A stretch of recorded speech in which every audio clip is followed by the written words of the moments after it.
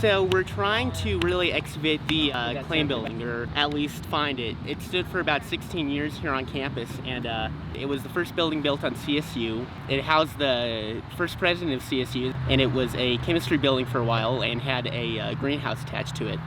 So, we just really want to try to just learn what we can about the first building. Ooh, look at that.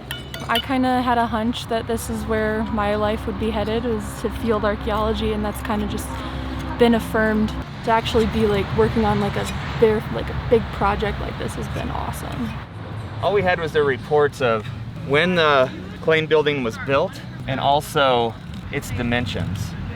And so last fall, when I was working with Mark Luebker on this, we narrowed down this area in front of Route and Spruce Halls to conduct a geophysical survey as part of my class offering called Digital Digging.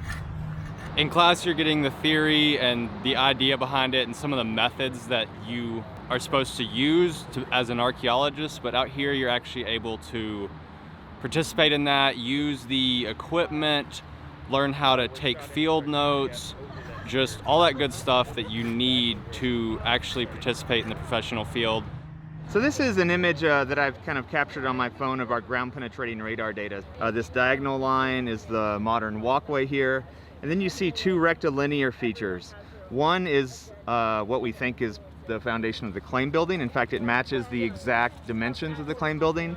And then we know that the Klain building had a greenhouse built onto it the last few years it was in use. And this also matches the dimensions that we know the greenhouse was built at. I found a dime from 1868. It's a seated Liberty dime. I just saw a little glint of silver and then went and washed it off and thought that was pretty awesome.